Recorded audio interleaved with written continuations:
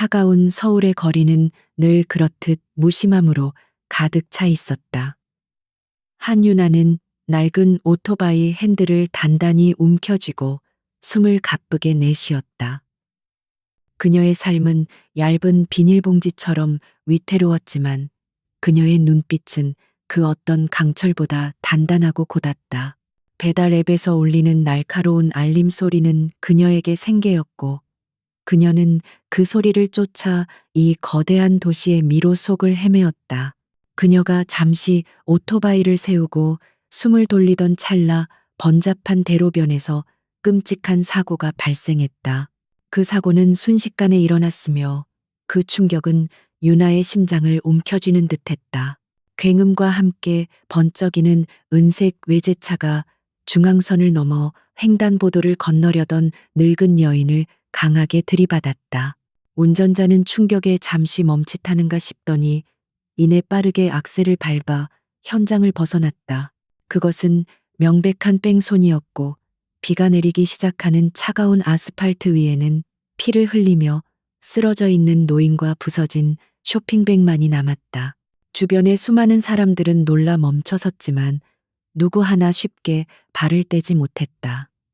그들의 눈빛에는 공포와 함께 귀찮음이 섞여 있었다.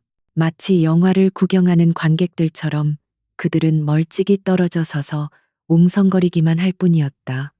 한유나는 이 무관심의 장벽을 보며 분노가 치밀어 올랐다. 그녀는 주저없이 헬멧을 벗어 던지고 오토바이를 내팽개친 채 노인이 쓰러진 곳으로 달려갔다. 그녀의 심장은 경고음을 울렸지만 그녀의 도덕적 나침반은 이미 한 방향을 가리키고 있었다. 할머니 정신 차리세요. 유나는 떨리는 목소리로 속삭이며 노인의 상태를 조심스럽게 살폈다. 노인은 고급스러운 차림새였지만 얼굴은 피로 얼룩져 있었고 호흡은 불안정했다.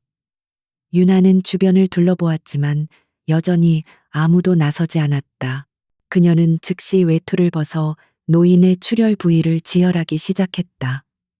오랫동안 병원에서 자원봉사를 했던 경험이 그녀에게 침착함과 응급처치 지식을 제공했다. 누구 119에 전화 좀 해주세요. 빨리요. 유나는 주변 사람들에게 소리쳤지만 그들의 반응은 미적지근했다. 몇몇은 이미 스마트폰으로 사고 현장을 촬영하기 바빴고 다른 이들은 그저 괜히 엮이기 싫다는 표정으로 시선을 회피했다. 유나는 그 순간 절망감을 느꼈지만 동시에 이들을 탓할 시간조차 없음을 깨달았다. 그녀는 자신의 낡은 휴대전화를 꺼내 직접 구급대에 전화를 걸었다. 구급차를 기다리는 동안 유나는 노인의 의식을 유지시키기 위해 끊임없이 말을 걸었다. 그녀는 노인의 손을 잡고 따뜻한 온기를 나누려 했었다. 괜찮으실 거예요. 금방 구급차가 올 거예요. 조금만 더 버티세요. 그녀는 진심으로 노인이 살아남기를 기도했다. 그때 유나의 눈에 노인의 얼굴에 묻은 피 사이로 보이는 익숙한 흉터가 들어왔다. 그것은 마치 오래된 기억 속 한 조각처럼 그녀의 머릿속을 빠르게 스쳐 지나갔다. 노인의 희미한 의식 속에서 김소라 회장은 고통과 함께 낯선 이의 따뜻한 손길을 느꼈다. 이 극도의 혼란 속에서 유나의 단호하고 전문적인 움직임은 그녀에게 강한 인상을 남겼다. 김 회장은 수십 년 동안 재계의 정글에서 살아남았고 사람을 보는 눈이 탁월했다. 지금 이 순간 자신에게 다가오는 이 젊은 여인의 용기와 침착함은 주변의 비겁함과는 극명하게 대비되었다. 그녀는 의식을 잃기 직전 유나의 맑고 강인한 눈빛을 마지막으로 기억했다. 마침내 구급차 소리가 멀리서 들려왔고 유나는 구급대원들에게 노인의 상태와 자신이 취한 응급처치에 대해 명확하고 간결하게 설명했다. 그녀의 보고는 정확하고 논리적이었으며 이는 대원들의 신뢰를 얻기에 충분했다. 노인이 들것에 실려 구급차에 옮겨지는 순간 유나는 그제서야 자신이 얼마나 땀을 흘리고 떨고 있었는지를 깨달았다. 그녀의 낡은 외투는 노인의 피로 붉게 물들어 있었다. 구급차가 떠난 후에도 유나는 잠시 그 자리에 서 있었다. 그녀의 오토바이는 아직도 길가에 위태롭게 서 있었고, 그녀가 해야 할 배달들은 아직 많이 남아 있었다. 주변 사람들은 그녀를 잠시 쳐다보았지만 이내 자신들의 일상으로 돌아갔다. 유나는 아무 말 없이 흙과 피로 더러워진 외투를 챙겨 입고 오토바이에 다시 시동을 걸었다. 그녀의 마음속에는 한 가지 의문이 남았다. 대체 저 노인은 누구였을까? 다음 날 아침 유나는 잠시도 쉴 틈 없이 새벽부터 밤까지 고된 아르바이트를 이어갔다. 그녀는 생계를 위해 온갖 종류의 자비를 해야 했고, 그녀의 손은 이미 굳은 살로 가득했다. 그녀의 생활은 늘 결핍과의 싸움이었지만 그녀는 결코 자신의 품위를 잃지 않았다. 그녀는 자신의 낡은 월세방에서 간밤의 일을 떠올렸다. 그녀는 그 노인이 무사하기를 바랐지만 그 이상의 어떤 기대도 하지 않았다. 한편 서울의 가장 중심부에는 지용 기업그룹 본사가 하늘을 찌를 듯 솟아 있었다. 이곳은 대한민국 경제의 거대한 심장부 중 하나였고, 그곳의 중심에는 김소라 회장이 있었다. 그녀는 국내외 재계에서 철의 여인으로 불리는 인물이었다. 그녀가 심각한 부상을 입고 입원했다는 소식은 그룹 내에 거대한 폭풍을 몰고 왔다. 특히 그녀의 조카이자 부회장인 김제이 원에게는 이 기회가 자신의 야망을 실현할 절호의 기회로 여겨졌다. 김재원 부회장은 이 기회를 이용해 그룹 내 자신의 입지를 확고히 하려 했다. 그는 회장의 부재를 틈타 핵심 프로젝트들을 자신의 측근들로 채우고 회장의 권한을 하나씩 잠식하기 시작했다. 재원은 오만하고 권력을 남용하는 인물이었다. 그는 자신만이 그룹의 정당한 후계자라고 믿었고, 회장의 급작스러운 사고는 그에게 방해물을 제거할 수 있는 하늘이 준 기회처럼 느껴졌다. 김 회장이 입원한 최고급 병실은 외부의 접근이 철저히 차단된 요새와 같았다. 그녀는 복잡한 수술을 성공적으로 마쳤지만 회복은 더디게 진행되고 있었다. 정신이 맑아진 후 그녀가 가장 먼저 지시한 일은 자신을 구해준 젊은 여성을 찾는 것이었다. 그녀는 그 여인의 이름이나 신분을 알지 못했지만 그녀가 자신을 구하기 위해 보인 용기와 지혜는 김 회장의 머릿속에 깊이 각인되어 있었다. 그녀는 비서실장 박현수에게 이 임무를 맡겼다. 박 실장, 그 젊은 여성은 평범한 사람이 아닐세. 그녀의 눈빛은 강인했고 위기 대처 능력은 프로에 가까웠어. 나는 그녀의 도움이 필요하네. 무슨 수를 써서라도 그녀를 찾아내게. 김소라 회장의 목소리는 약했지만 그 안에 담긴 단호함은 여전했다. 박 실장은 회장의 지시를 받고 즉시 최고 수준의 보안팀을 동원하여 사고 당일의 모든 기록과 목격자들을 조사하기 시작했다. 조사는 일사천리로 진행되었다. 사고 현장의 CCTV는 뺑소니 차량의 희미한 영상만을 제공했지만 결정적으로 유나가 노인에게 응급처치를 제공하는 장면을 포착했다. 구급대원들의 진술 역시 유나의 침착함과 전문성을 증언했다. 박 실장은 유나의 배달 오토바이 번호판과 그녀의 낡은 헬멧을 단서로 하여 마침내 그녀의 신원을 한유나로 특정해냈다. 그녀는 경제적으로 매우 어려운 환경에 놓인 평범한 젊은 여성일 뿐이었다.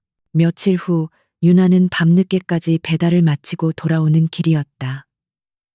그녀의 오토바이가 익숙한 골목으로 접어들 때 검은색 고급 세단 한 대가 조용히 그녀의 앞에 멈춰섰다. 차에서 내린 사람은 날카로운 눈빛과 깔끔한 정장 차림의 중년 남성이었다. 그는 다름 아닌 박현수 비서실장이었고 그의 존재는 유나의 좁은 골목길 환경과는 너무나 이질적이었다. 유나는 경계심을 늦추지 않고 그를 노려보았다. 한유나 씨 맞으시죠? 저는 정기업 그룹 회장 비서실장 박현수입니다. 박 실장은 정중하지만 단호한 어조로 자신을 소개했다. 유나는 지용기열 그룹이라는 이름을 듣자마자 놀라움을 감추지 못했다. 그녀는 그제야 며칠 전 자신이 구한 노인이 단순한 할머니가 아님을 직감했다. 그러나 그녀의 표정은 곧 다시 평정심을 되찾았고 그녀는 침착하게 박 실장에게 질문했다. 회장님이라니요?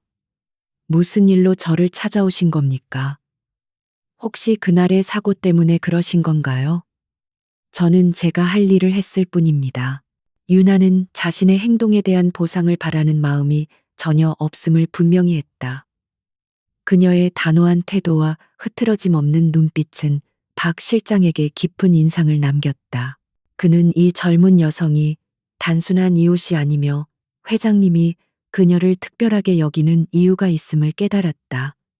박 실장은 회장의 지시에 따라 유나에게 간밤의 사고에 대한 감사의 마음을 전하며 두툼한 현금 봉투를 건네려 했다.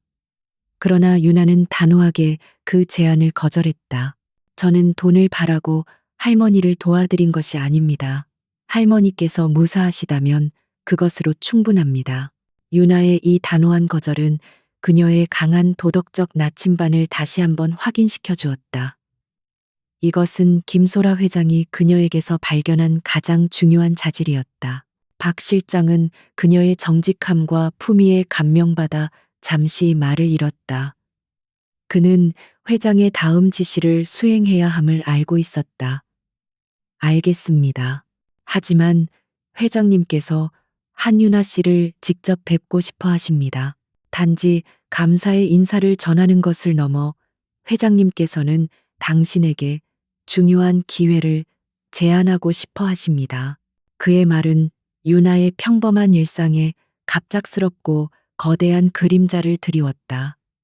유나는 미간을 찌푸리며 이 거대한 제안의 의미를 가늠하려 했다. 그녀의 복잡한 삶과 정의를 향한 갈망은 이미 새로운 운명의 소용돌이에 휘말리기 시작한 것이다. 한유나는 박현수 실장의 제안 앞에서 쉽게 대답할 수 없었다. 그녀의 삶은 늘 단순했고 오로지 생존과 어머니의 과거를 밝히는 일에만 초점이 맞춰져 있었다. 지용 기올 그룹이라는 이름은 그녀에게는 너무나 거대하고 이질적인 세계의 문을 두드리는 소리처럼 느껴졌다. 그녀는 고급 세단의 차가운 불빛 아래서 자신의 낡은 오토바이를 내려다보며 잠시 깊은 생각에 잠겼다. 그녀는 돈이나 안락한 삶의 유혹을 느끼지 않았지만 이 기회가 그녀의 궁극적인 목표에 도달할 수 있는 유일한 통로일지도 모른다는 직감을 떨칠 수 없었다. 중요한 기회라 하셨죠. 유나는 목소리를 낮추며 물었다. 그녀의 말투에는 조금의 들뜸이나 망설임도 없었고 오직 상황의 본질을 꿰뚫으려는 날카로움만 있었다. 제안이 무엇이든 저는 불필요한 위험을 감수하고 싶지 않습니다. 저는 제 삶을 살아야 하니까요. 하지만 만약 그 제안이 제가 오랫동안 찾아 헤매던 진실에 접근할 수 있는 열쇠라면 이야기가 달라집니다. 박 실장은 그녀의 예상치 못한 단호함과 복잡한 배경에 놀랐다. 그는 그녀가 단순한 구세주가 아니라 명확한 목표를 가진 인물임을 깨달았다. 박 실장은 회장의 지시대로 그녀에게 모든 것을 솔직하게 털어놓아야 함을 알았다. 그는 유나를 근처의 조용하고 허름한 커피숍으로 안내했다. 그곳의 분위기는 유나에게 익숙했고 그녀는 그제야 긴장을 풀고 그의 설명을 듣기 시작했다. 박 실장은 김소라 회장의 현재 상황과 지용지열 그룹 내부의 복잡한 권력 투쟁에 대해 간결하고 명확하게 설명했다. 회장님께서는 지금 외부적으로는 건강 문제로 입원 중이시지만 내부적으로는 큰 위기에 처해 계십니다. 부회장 김재희 원을 중심으로 한 세력이 회장님의 부재를 틈타 그룹을 장악하려 하고 있습니다. 그들은 오만하고 부패했습니다. 회장님께서는 그들을 막기 위해 외부의 눈이 필요하십니다. 박 실장은 말을 이으며 유나의 눈을 깊숙이 바라보았다. 회장님은 당신의 용기뿐만 아니라 당신의 냉철한 판단력과 뛰어난 위기 대처 능력을 보셨습니다. 그는 윤아에게 김 회장의 개인 보좌관 겸 비밀 감사관이 되어달라고 제안했다. 표면적으로는 회장의 최측근 비서 역할을 수행하지만 실제로는 김재원 부회장 세력의 비리와 부패를 내부에서부터 감시하고 증거를 수집하는 임무였다. 이것은 매우 위험하고 격렬한 임무였으며 조금의 실수라도 목숨을 위협할 수 있는 일이었다. 박 실장은 솔직하게 그 위험을 경고했다. 윤아는 커피잔을 내려놓으며 잠시 눈을 감았다. 그녀의 뇌리 속에는 과거의 고통스러운 기억들이 스쳐 지나갔다. 그녀의 어머니는 몇 년 전 정 듀얼 그룹의 하청업체에서 근무하다 의문의 사고로 사망했다. 당시 경찰은 단순 사고로 종결했지만 윤아는 어머니의 죽음이 대기업의 부도덕한 관행과 관련이 있음을 직감하고 있었다.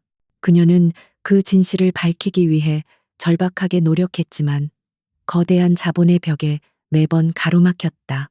김재원 부회장과 그의 세력이 오랫동안 부패해왔다면 그들은 분명 과거에 많은 비리를 덮었을 겁니다. 제 어머니의 죽음도 어쩌면 그들의 시스템 내부에 감춰져 있을지도 모릅니다.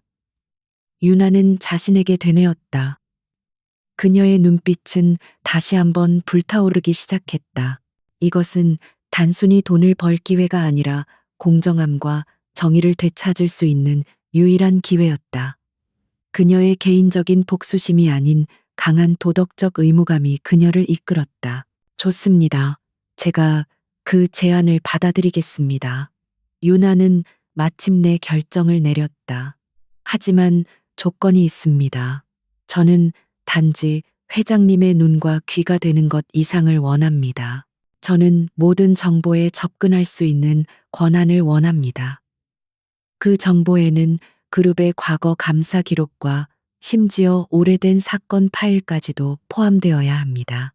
저는 제 임무를 완수하기 위해 필요한 모든 것을 봐야 합니다. 그녀의 요구는 단호하고 전략적이었다. 박 실장은 그녀의 대담함에 다시 한번 놀랐다. 그녀는 평범한 아르바이트생이었지만 마치 노련한 변호사나 기업 스파이처럼 거래를 하고 있었다. 그러나 회장은 이미 그녀에게 전적인 신뢰를 보냈기에 그는 망설이지 않았다. 회장님께서는 이미 모든 것을 예측하셨습니다. 당신은 제한 없는 접근 권한을 부여받을 것입니다. 하지만 명심하십시오. 이 일은 누구에게도 발각되어서는 안 됩니다. 당신은 철저하게 회장님에 의해 발탁된 운 좋은 젊은 인재로 포장될 것입니다. 다음 날부터 윤아는 상상조차 할 수 없었던 혹독한 훈련에 들어갔다. 박 실장은 그녀에게 최고 수준의 보안 전문가와 컨설턴트들을 붙여주었다. 그녀는 기업 재무, 법률 분석, 기업 윤리, 심지어 개인 호신술과 잠입 기술까지 짧은 시간 안에 습득해야 했다. 그녀의 뛰어난 학습 능력과 타고난 집중력은 모두를 놀라게 했다. 그녀는 마치 스펀지처럼 지식을 흡수했고 특히 복잡한 데이터와 패턴을 분석하는 능력은 발군이었다. 윤아는 훈련 기간 동안 자신의 정체성을 재정의했다. 그녀는 더 이상 가난한 배달부가 아니었다. 그녀는 지용지오 그룹의 가장 비밀스럽고 강력한 무기가 되어가고 있었다. 그녀는 고급스럽지만 검소한 옷차림과 차분하고 지적인 태도를 익혔다. 그녀의 눈빛은 여전히 강렬했지만 이제는 깊은 통찰력과 자신감이 더해져 상대방을 압도하는 힘을 갖게 되었다. 그녀의 내면은 여전히 정의를 향한 갈망으로 불타고 있었지만 겉모습은 완벽하게 제어된 프로페셔널의 모습이었다. 2주 후 김소라 회장은 비밀리에 윤아를 병실로 불렀다. 김 회장은 여전히 병약했지만 그녀의 눈빛은 이전보다 더 맑고 예리했다. 윤아 양 고맙네. 그리고 미안하네. 자네에게 이런 짐을 지우게 되어서. 김 회장은 진심 어린 목소리로 말했다. 나는 이 그룹을 세웠지만 시간이 흐르면서 내 주변에 너무 많은 기생충들이 들끓게 되었어. 특히 제2원 그 아이는 이미 선을 넘었네. 그는 내 그룹을 망치고 수많은 사람들을 희생시키려 하네. 회장님께서 저를 고용하신 진짜 이유가 무엇인지 알고 싶습니다. 유나는 직설적으로 물었다. 단지 제가 당신을 구했기 때문만은 아니라고 생각합니다. 유나는 전략적 사고를 통해 김 회장이 그녀를 시험하고 있으며 그녀가 이 임무를 수행할 만한 충분한 능력이 있는지 확인하고 있음을 알고 있었다. 그녀는 진심을 원했고 그것은 김 회장에게 깊은 감명을 주었다. 김 회장은 희미하게 미소를 지었다. 나는 자네의 눈을 보았네. 그 눈은 부를 갈망하지 않고 오직 공정함만을 갈망하고 있었지. 그날 거리에서 아무도 나서지 않았을 때 자네가 보여준 용기는 돈으로 살 수 없는 것이었어. 나는 나의 왕국을 파괴할 정의로운 야수가 필요했네. 그리고 그 야수는 외부인이어야 했지. 자네는 이 조직과 아무런 이해관계도 없기에 가장 믿을 수 있는 사람이네. 그녀의 말은 유나에게 정기열 그룹의 내부 투쟁이 단순히 재산 싸움이 아니라 선과 악의 대결임을 명확히 했다. 유나는 회장으로부터 특별히 제작된 암호화된 통신 장치와 함께 그룹 전체의 데이터베이스에 접근할 수 있는 마스터 키 코드를 전달받았다. 이것은 그녀에게 그룹 내의 모든 재무 기록, 인사 파일, 심지어 내부 감찰 보고서까지 열람할 수 있는 절대적인 권한을 부여했다. 그녀는 그 권한이 가져올 무게감을 느끼며 김 회장에게 고개를 숙였다. 명심하겠습니다. 저는 저의 도덕적 나침반에 따라 움직일 것입니다. 제 임무는 당신을 돕는 것이지만 궁극적으로는 정의를 실현하는 것입니다. 며칠 후 유나는 완벽하게 새로운 모습으로 지열 그룹 본사에 나타났다. 그녀의 단정한 정장과 침착한 걸음걸이는 그녀가 2주 전 길거리를 누비던 배달부였다는 사실을 완전히 지워버렸다. 그녀는 김소라 회장의 특별 보좌관이라는 직함을 달고 가장 높은 층에 위치한 회장실 근처에 자리를 잡았다. 그녀의 등장 소식은 즉시 그룹 전체로 퍼져나갔고 많은 이들이 의아해했다. 대체 저 젊은 여성은 누구인가? 가장 격렬하게 반응한 인물은 당연히 김제이 원 부회장이었다. 그는 회장의 갑작스러운 복귀와 함께 알 수 없는 배경의 젊은 여성이 핵심 요직에 앉은 것에 대해 분노했다. 그는 유나를 단순히 김 회장의 새로운 애완동물이나 운 좋은 벼락 출세자로 치부하며 노골적으로 무시했다. 겨우 배달이나 하던 천민 출신이 감히 지용기열의 핵심에 발을 들여놓으려 하다니. 재원의 오만한 생각은 그를 멈출 수 없는 파멸로 이끌기 시작했다. 유나에 대한 과소평가는 그가 저지를 가장 치명적인 실수였다. 유나는 자신의 새로운 사무실에 앉아 마스터 코드를 이용해 그룹 데이터베이스에 접속했다. 그녀의 임무는 이제 시작이었다. 그녀는 자신의 날카로운 분석 능력을 사용해 김재원 부회장과 그의 측근들이 지난 몇 달 동안 추진한 모든 프로젝트와 거래를 검토하기 시작했다. 그녀는 특히 대규모 자금 흐름과 의심스러운 하청 계약들을 집중적으로 파헤쳤다. 그녀의 마음은 긴장감으로 가득 차 있었지만 그녀의 표정은 완벽하게 평온했다. 유나는 이 거대한 용의 둥지 안에서 홀로 싸움을 시작했다. 그녀의 첫 번째 목표는 김재원이 주도하는 글로벌 혁신 프로젝트의 숨겨진 부패의 고리를 찾아내는 것이었다. 이것은 그녀의 첫 번째이자 가장 위험한 대결이 될 것이었다. 한유나가 지영그룹의 최고층의 자리를 잡은 지 사흘째 되던 날, 그룹 내부의 공기는 이미 미묘한 긴장감으로 가득 차 있었다. 그녀는 회장 비서실의 작은 사무실에 앉아 있었지만 그녀의 존재는 그룹 전체에 거대한 파문을 일으키고 있었다. 특히 부회장 킴 제이 원은 그녀를 노골적으로 경계하며 무시하려 했지만 동시에 그녀의 갑작스러운 출연에 대한 불안감을 감추지 못했다. 유나는 그들의 모든 시선과 속삭임을 감지하고 있었지만 겉으로는 완벽하게 평온한 자세를 유지했다. 유나의 첫 번째 임무는 김재원이 총괄하는 대형 프로젝트인 글로벌 혁신 프로젝트 GIP 그로고의 내부 감사였다. 이 프로젝트는 그룹의 향후 5년 전략의 핵심이었으며 수조 원의 예산이 투입되는 초대형 사업이었다. 김재원은 이 프로젝트를 통해 자신의 입지를 확고히 하고 김소라 회장의 퇴진을 가속화하려 했다. 유나는 마스터 코드를 이용해 GIP의 모든 재무 및 계약 문서를 철저하게 분석했다. 그녀의 분석 능력은 경이로울 정도였다. 그녀는 복잡하게 얽힌 재무제표와 수십 개의 하청 계약서 더미 속에서 미세한 패턴과 비정상적인 자금 흐름을 찾아냈다. 특히 디텍 솔루션스라는 이름의 소프트웨어 공급업체에 대한 계약은 유나의 의심을 샀다. 이 회사는 설립된 지 6개월밖에 되지 않았지만 GIP의 핵심 소프트웨어 개발 계약을 따냈고 계약 금액은 시장가보다 훨씬 높았다. 유나는 단순한 의혹 제기를 넘어 구체적인 증거를 확보해야 했다. 그녀는 디텍 솔루션스의 법인 등기부와 주요 주주 명단을 심층적으로 조사했다. 그녀의 예상대로 디텍 솔루션스의 실소유주는 김재원 부회장의 오랜 측근이자 그의 비밀 금고 역할을 하는 인물로 밝혀졌다. 이것은 전형적인 내부자 거래 및 비자금 조성의 수법이었고 유나는 이 증거를 철저하게 암호화된 파일로 보관했다.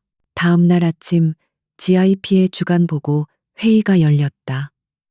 김재원 부회장은 의기양양한 태도로 회의를 주재했고 자신의 측근들로 가득 찬 방에서 자신의 권력을 과시하려 했다. 유나는 회장 대리 자격으로 가장자리 테이블에 앉아 있었으며 참석자들은 그녀를 무시하거나 경계하는 눈빛을 보냈다. 재원은 유나의 존재를 인식하지 못하는 듯 그녀를 투명인간 취급하며 보고를 진행했다. 보고가 거의 끝날 무렵 김재원은 GIP의 재무 건전성과 프로젝트 진행 속도에 대해 장황하게 설명하며 모든 것이 계획대로 순조롭게 진행되고 있다고 강조했다. 보시다시피 GIP는 지용지올 그룹의 미래를 책임질 완벽한 계획입니다. 우리는 이 프로젝트를 통해 향후 3년 안에 시장 점유율을 2배로 늘릴 것입니다.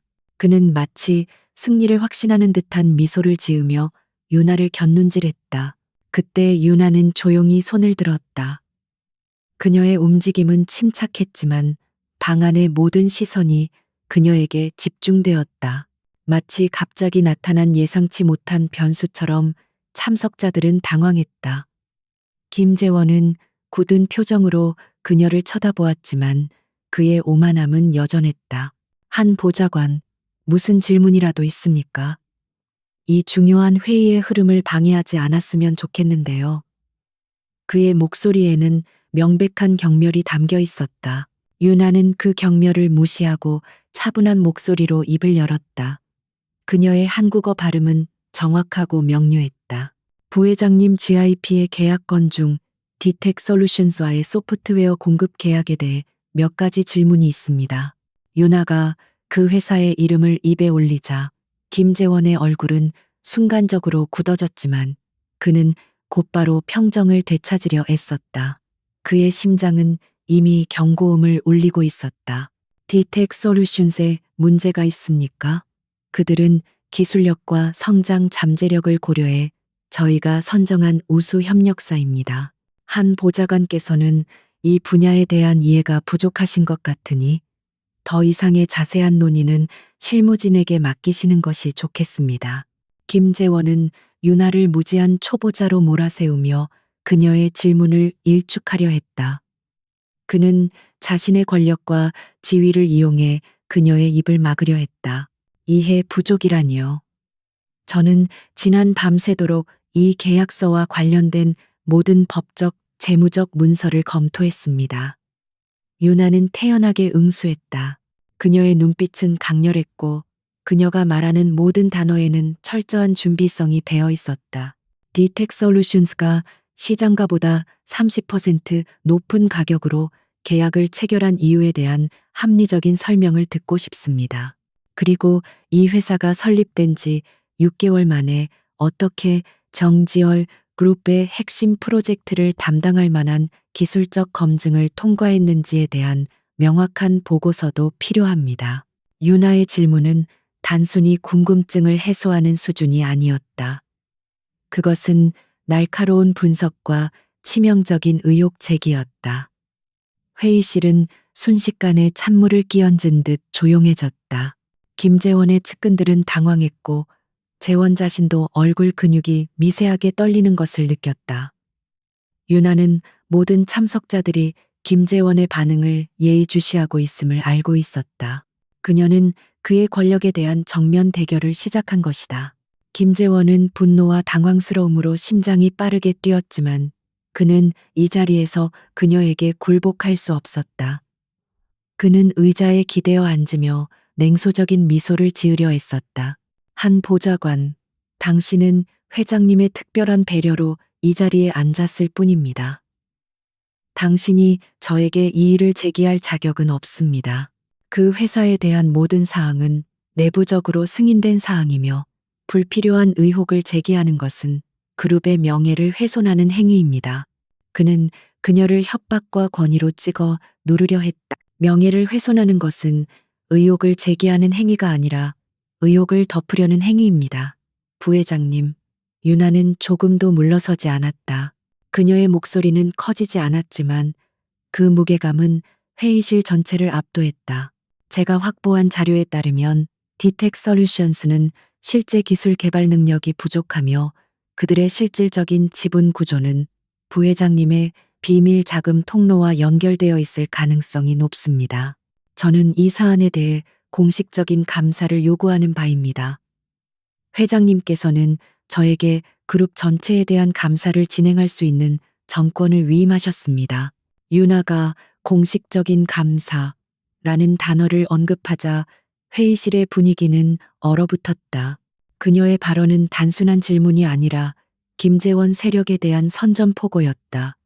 그녀가 회장의 정권을 가지고 있음을 상기시키는 순간 김재원은 분노로 이성을 잃을 뻔했다. 그는 유나가 단순한 아르바이트생 출신임을 비웃었지만 그녀가 제시한 정보의 정확성과 그녀의 강인한 배짱은 그를 위협하기에 충분했다. 당신 지금 저를 모욕하는 겁니까? 김재원은 의자에서 벌떡 일어나며 격앙된 목소리로 소리쳤다. 그의 얼굴은 분노로 인해 붉게 달아올랐다. 그의 측근들은 재원을 진정시키려 했지만 재원은 이미 유나에게 모든 분노를 쏟아붓고 있었다. 유나는 여전히 침착하게 앉아 있었다. 그녀의 눈은 조금도 흔들리지 않았으며 그 흔들리지 않는 평정심이 김재원을 더욱 자극했다. 저는 사실만을 말하고 있습니다. 부회장님. 유나는 담담하게 대답했다. 저의 임무는 그룹의 손실을 방지하고 투명성을 확보하는 것입니다. 부회장님께서 이 계약에 문제가 없음을 입증하고 싶으시다면 감사에 협조하시면 됩니다. 거부하신다면 저의 의혹은 확신으로 바뀔 것이며 저는 회장님께 보고할 것입니다. 유나는 김재원에게 선택의 여지를 남기지 않았다. 그녀는 이미 이 게임의 첫 번째 수를 결정적인 위치에 놓았다. 김재원은 이를 악물고 분노를 억눌렀다. 그는 이 풋내기 보좌관을 즉시 해고하고 싶었지만 그녀의 등 뒤에 있는 김소라 회장의 권위 때문에 쉽사리 손댈 수 없었다. 그는 유나를 쳐다보며 경멸과 사리가 뒤섞인 눈빛을 보냈다. 좋습니다. 한 보좌관. 당신이 그토록 원한다면 디텍 건에 대해 실무진에게 공식적인 감사 자료를 제출하도록 지시하겠습니다. 하지만 만약 당신의 의혹이 근거 없는 것으로 밝혀진다면 당신은 그 대가를 치르게 될 것입니다. 그의 말은 명백한 협박이었고 유나에 대한 공식적인 적대 관계를 선언하는 것이었다. 유나는 김재원의 협박에 눈 하나 깜짝하지 않았다. 그녀는 자리에서 일어나 정중하지만 단호하게 인사를 했다. 감사합니다. 부회장님. 저는 사실과 증거에만 집중할 것입니다. 그리고 저는 저의 직분에 따라 제가 할 일을 했을 뿐입니다. 그녀는 회의실을 걸어 나갔고 그녀의 뒷모습은 김재원의 마음에 지울 수 없는 분노와 복수심을 새겨 넣었다. 이 첫 번째 대결에서 유나는 김재원의 오만함과 권력을 정면으로 깨뜨리며 그녀가 단순한 구세주가 아님을 모두에게 각인시켰다. 이제 그녀의 복잡하고 위험한 여정은 공식적으로 시작된 것이다. 김재원 부회장과의 정면 대결 이후 한유나는 지용 기열 그룹부 내부에서 공식적인 적이 되었다. 그녀에 대한 소문은 빠르게 퍼져나갔지만 소문의 내용은 상반되었다. 일부는 그녀를 회장님의 신임을 등에 업은 젊은 검투사로 경계했고 다른 이들은 김재원의 측근들을 중심으로 그녀를 운이 좋았을 뿐인 오만한 신참으로 폄하했다. 유나는 이 모든 소음을 무시하고 오직 자신의 임무에만 집중했다. 그녀는 이제 단순한 감사가 아니라 김재원의 광범위한 부패 네트워크를 해체하는 훨씬 더 위험한 게임을 시작해야 했다. 김재원은 유나에게 당한 공개적인 굴욕을 잊지 않았다. 그의 오만함은 유나의 존재 자체를 용납할 수 없었으며 그는 즉시 그녀를 제거하기 위한 비밀스러운 반격 계획을 실행에 옮겼다. 그는 자신의 오랜 신보기자 그룹의 법무팀장인 공대희 변호사를 불러들였다. 공 변호사는 법률 지식을 악용하여 김재원의 모든 불법 행위를 교묘하게 포장하고 감춰온 인물이었다.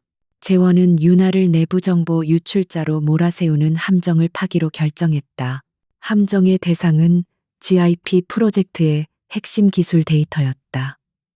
김재원은 유나의 마스터키 코드 접근 권한을 알 수 없었기에 그녀가 데이터를 탈취했다고 누명을 씌우기 위해 극도로 민감하고 위협적인 허위 데이터를 유출시키는 계획을 세웠다. 그는 그룹의 최고 보안 시스템을 우회하여 마치 유나가 밤늦게 시스템에 침투한 것처럼 보이도록 디지털 발자국을 조작했다. 그의 목표는 유나를 즉시 해고하고 심각한 형사 고발까지 이어지도록 만드는 것이었다. 유나는 김재원이 가만히 있지 않을 것을 예상하고 있었다. 그녀의 타고난 전략적 사고는 적의 다음 수를 예측하게 만들었다. 그녀는 자신의 사무실과 개인 통신 장치가 도청 및 감시당하고 있음을 직감했다. 따라서 그녀는 중요한 데이터 분석과 회장과의 보고를 위해 박 실장이 준비해준 암호화된 비공개 공간을 활용했다. 그녀는 공개된 장소에서는 늘 평범하고 무해한 비서처럼 행동했지만 그림자 속에서는 날카로운 사냥꾼이었다. 며칠 후 김재원의 계획이 실행되었다. 그룹의 핵심 연구 개발 데이터가 경쟁사인 알파텍토로 유출되었다는 경보가 터져나왔다. 공 변호사는 즉시 이 사건을 유나에게 덮어씌웠다. 그는 보안팀과 함께 유나의 사무실을 들이닥쳤고 그녀의 컴퓨터에서 조작된 유출 흔적을 찾아냈다고 주장했다. 한유나 보좌관, 당신은 그룹의 기밀 정보를 외부에 유출한 혐의로 긴급 체포 대상입니다. 지원 기열 그룹에 대한 배신 행위에 대해 대가를 치러야 할 것입니다. 공 변호사는 승리감을 감추지 못하고 냉정하게 선언했다. 유나는 이 갑작스러운 상황에도 불구하고 극도의 평정심을 유지했다. 그녀의 얼굴에는 놀라움이나 공포의 기색조차 없었다. 그녀는 김재원의 오만함이 결국 그녀를 허위 비난하는 쪽으로 이끌 것이라 예상했고 이미 이에 대한 철저한 대비책을 마련해 두었다. 그녀는 두 손을 들어 올리라는 보안팀의 명령을 무시하고 차분한 태도로 공 변호사를 응시했다. 공 변호사님, 흥미롭군요. 저를 긴급 체포하시기 전에 제가 몇 가지 질문을 드려도 될까요? 유나는 여유롭게 말했다. 그녀의 위험 있는 태도는 공 변호사와 보안팀을 잠시 주춤하게 만들었다.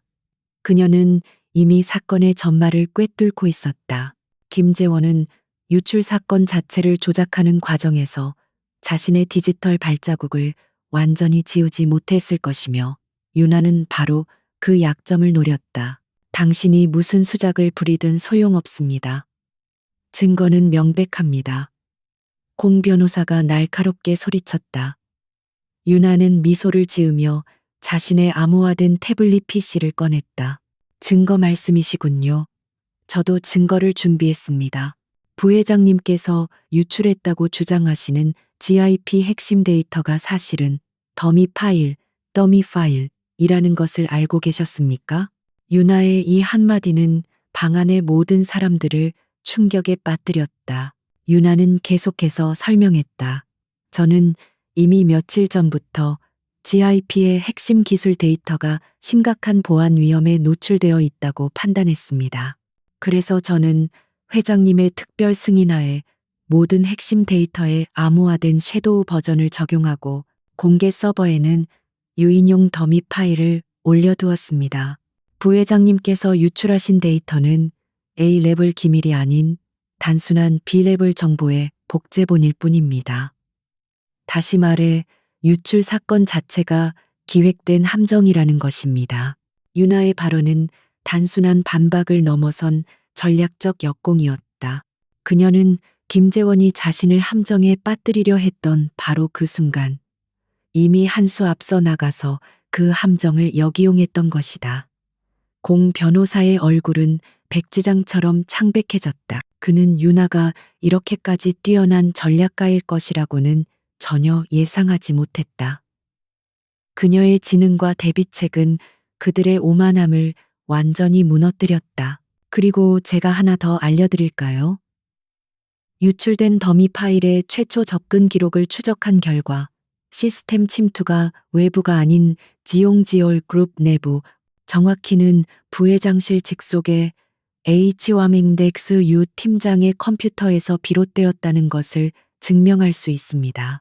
유나는 그녀의 태블릿 화면을 보안팀장에게 보여주었고 그 증거는 명백하고 부인할 수 없는 디지털 증거였다.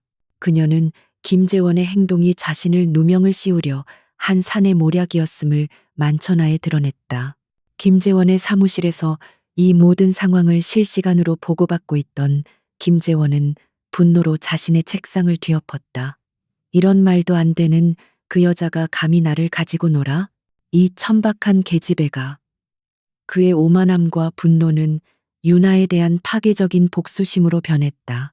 그는 유나를 단순히 제거하는 것을 넘어 그녀의 존재 자체를 뿌리 뽑아버리기로 맹세했다.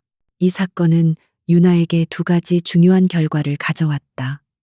첫째, 그룹 내에서 그녀의 권위와 지위가 확고해졌다. 이제 누구도 그녀를 단순한 낙하산 인사로 치부할 수 없었고 그녀의 능력과 전문성을 인정해야만 했다.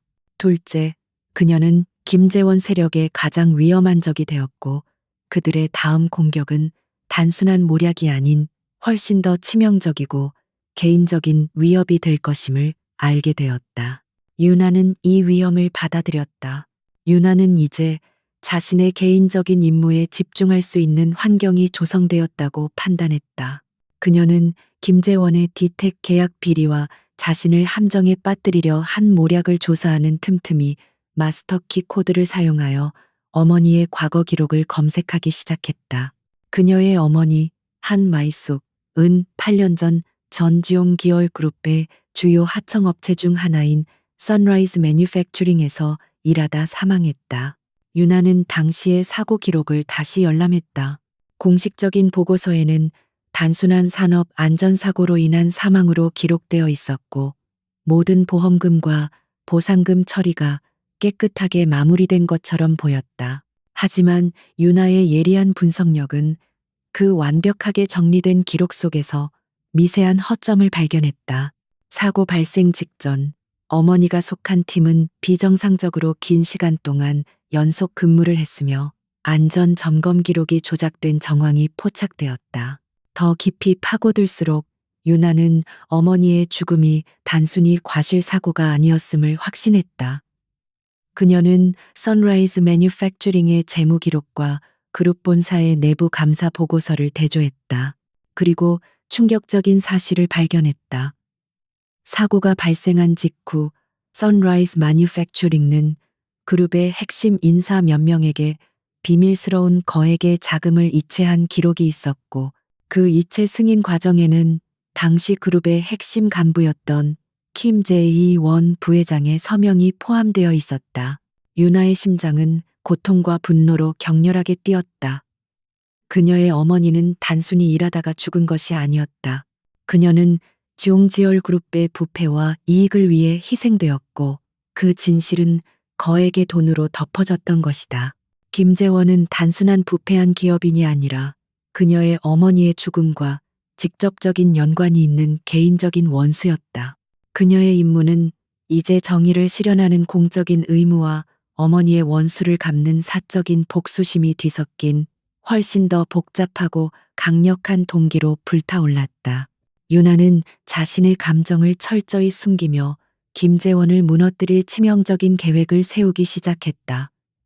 그녀는 이 거대한 복수극을 혼자서 조용하고 치밀하게 준비해야만 했다. 어머니의 죽음에 킴 제이원 부회장의 서명이 연관되어 있다는 충격적인 사실은 한유나의 내면을 완전히 뒤흔들었다. 그녀의 심장은 차가운 강철처럼 굳어졌고, 그 고통은 그녀의 정의 실현에 대한 갈망을 더욱 강력한 복수심으로 전환시켰다. 그녀는 이제 단순히 체옹기열 그룹의 부패를 척결하는 공적인 임무를 넘어 개인적인 원수를 갚아야 하는 이중적인 싸움을 시작해야 했다. 유나는 자신의 감정을 겉으로 드러내지 않고 모든 것을 전략적인 에너지로 바꾸어 김재원에게 되돌려줄 계획을 세웠다. 유나는 어머니가 일했던 하청업체 선라이즈 매뉴팩처링의 사건을 재조사하는 것이 김재원을 무너뜨릴 결정적인 증거를 확보하는 열쇠임을 알았다. 그녀는 마스터 코드를 이용해 그룹의 폐쇄된 재난 안전 보고서 데이터베이스에 접근했다. 그곳에는 8년 전 산업 안전사고와 관련된 모든 내부 보고서, 사진, 그리고 목격자 진술이 저장되어 있었다. 당시 경찰에 제출되지 않았던 민감한 정보들이었다. 그녀는 수백 페이지에 달하는 보고서를 밤새도록 분석했다. 당시 사고 현장의 사진들은 처참했지만 유나의 눈에 들어온 것은 사고 처리 과정의 비정상적인 신속함이었다.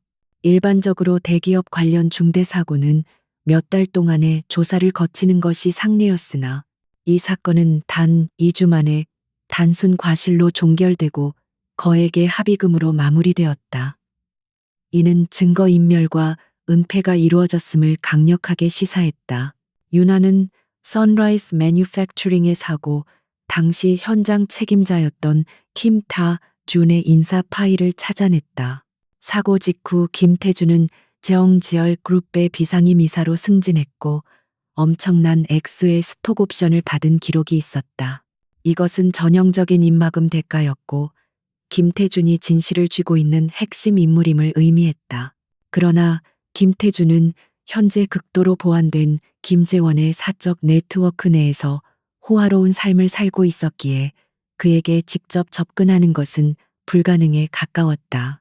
유나는 직접적인 대결 대신 간접적인 압박을 선택했다. 그녀는 김태준이 그룹 내부에서 진행 중인 또 다른 작은 프로젝트에서 횡령을 저지른 미세한 증거를 발견했다.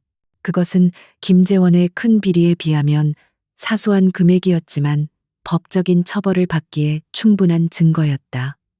유나는 이 정보를 익명으로 그룹 감사팀에 흘려보냈다.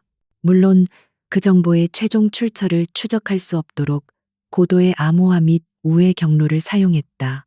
며칠 후 김태준 이사에 대한 비공개 감사가 시작되었다는 소식이 그룹 내에 퍼졌다.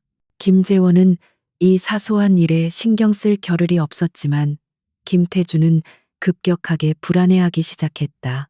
그는 자신이 김재원의 비리를 은폐한 대가로 안락한 삶을 보장받았다고 믿고 있었지만 이제 그 약속이 깨지고 자신이 버려질 수도 있다는 공포에 휩싸였다.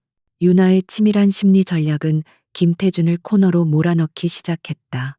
같은 시기 김재원 부회장은 유나를 제거하기 위한 더러운 계략을 꾸미고 있었다. 그는 유나의 약점이 가난한 배경일 것이라고 확신했다. 그는 사립 탐정을 고용해 유나의 모든 과거를 파헤쳤고 그녀가 어머니의 병원비를 갚기 위해 얼마나 고생했는지 그리고 여전히 빚을 지고 있다는 사실을 알아냈다. 재원은 그녀의 도덕적 정직함을 돈으로 무너뜨릴 수 있다고 오만하게 판단했다. 김재원은 유나에게 직접적으로 접근하는 대신 자신의 비서실을 통해 거액의 장학금 형태로 돈을 제안했다. 한 보좌관께 부회장님께서 당신의 노고와 잠재력을 높이 평가하셨습니다. 이것은 당신의 빚을 갚고 미래를 위한 투자가 될 수 있는 특별 보너스입니다. 액수는 유나의 남은 빚을 갚고도 남을 만큼 엄청났고 그가 노린 것은 유나의 양심을 시험하는 것이었다. 유나는 그 제안을 듣는 순간 깊은 모욕감을 느꼈다.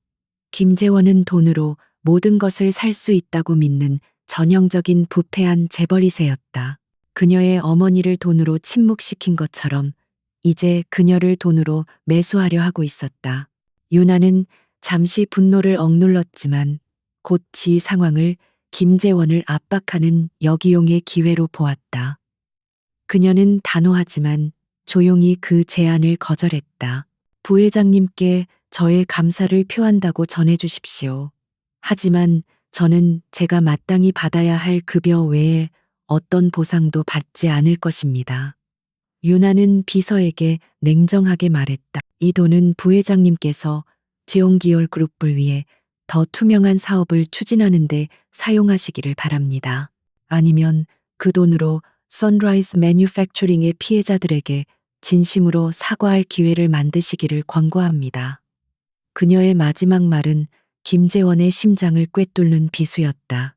유나의 이 도발적인 거절은 김재원의 오만함에 치명적인 상처를 입혔다. 그는 그녀가 자신의 돈을 거절했을 뿐만 아니라 감히 선라이즈 매뉴팩처링의 이름을 꺼내며 자신을 공개적으로 조롱했다고 여겼다. 그는 유나가 자신의 과거를 파헤치고 있음을 확신했고 그녀를 즉시 막아야 한다는 절박한 위기감에 사로잡혔다. 김재원의 반격은 이제 단순히 업무 방해를 넘어 물리적인 위협으로 변모하기 시작했다. 한편 유나의 압박을 받은 김태준 이사는 극도의 불안감 속에서 유나에게 접근을 시도했다. 그는 유나가 자신을 감사에 끌어들인 장본인임을 직감하고 있었다. 어느 날 저녁 유나가 퇴근하여 주차장으로 향할 때 김태준이 그녀를 가로막았다. 그의 얼굴은 피로에 지쳐 있었고 눈빛은 두려움과 절망으로 가득 차 있었다. 한 보좌관님, 저에게 왜 이러시는 겁니까? 저는 부회장님께서 시키는 대로 했을 뿐입니다. 김태준은 거의 울부짖듯이 그녀에게 매달렸다. 제가 잘못했습니다. 제가 잘못했습니다. 하지만 저는 단지 가족을 먹여 살려야 했을 뿐이에요. 저 좀 살려주세요. 그의 비굴한 태도는 유나의 강한 도덕적 의지를 더욱 확고하게 만들었다. 그녀는 그가 단순한 희생자가 아니라 부패 시스템의 자발적인 공범임을 알고 있었다. 당신은 스스로 선택했습니다. 김 이사님, 유나는 차갑게 대답했다. 그녀의 목소리는 흔들림이 없었다. 당신은 당신의 승진과 돈을 위해 진실을 팔아넘겼습니다. 그리고 그 진실은 무고한 사람의 목숨과 관련되어 있었습니다. 저를 살려달라고 애원하지 마십시오. 저는 공정함을 원합니다. 그녀는 김태준의 비굴한 모습을 쳐다보며 그가 진실을 고백하도록 심리적인 압박을 가했다. 유나는 김태준에게 최후의 기회를 제공했다. 당신이 선라이즈 매뉴팩처링 사고의 진실을 증언하고 부회장 김재원이 이 사건을 은폐하기 위해 당신에게 거액의 뇌물을 제공했다는 증거를 제출한다면 저는 당신의 죄를 경감할 수 있도록 도울 것입니다. 아니면 당신은 횡령 혐의와 함께 살인, 은폐 공범으로 법정에 설 것입니다. 선택은 당신의 몫입니다. 윤아의 제안은 김태준에게 생존과 파멸 사이의 유일한 길을 제시하는 것이었다. 극도의 고뇌 끝에 김태준은 마침내 무너졌다. 그는 윤아의 냉철한 이성과 강렬한 압박에 굴복하여 자신이 가지고 있던 모든 증거를 넘겨주기로 결정했다. 그것은 8년 전 김재원의 직접적인 지시가 담긴 녹음 파일과 뇌물수수 및 은폐에 대한 자세한 회계 기록이었다. 이 증거들은 단순히 김재원의 부패를 입증하는 것을 넘어 윤아의 어머니의 죽음이 철저히 계획된 범죄, 은폐였음을 밝히는 결정적인 열쇠. 한윤아는 킴타이주온 이사로부터 결정적인 증거를 확보한 후 이제 그녀의 손에 김재원 부회장을 완전히 무너뜨릴 힘이 쥐어졌음을 알았다. 이 증거들은 단순한 횡령 기록을 넘어 8년 전 윤아 어머니의 죽음을 은폐하고 뇌물을 통해 진실을 덮은 범죄적 공모를 입증하는 것이었다. 윤아는 증거를 발현소 실장에게도 공유하지 않고 오직 자신만이 접근할 수 있는 최극단으로 암호화된 서버에 안전하게 보관했다.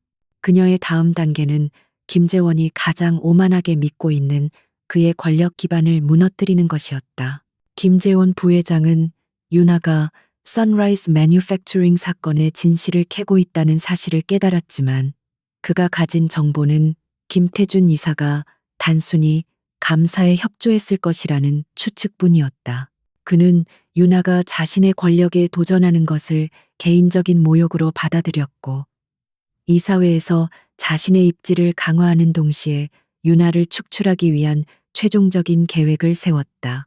그는 전략적 인수합병 MA 안건을 긴급 이사회에 상정하여 김소라 회장의 승인 없이 그룹의 핵심 자산을 매각하려 했다.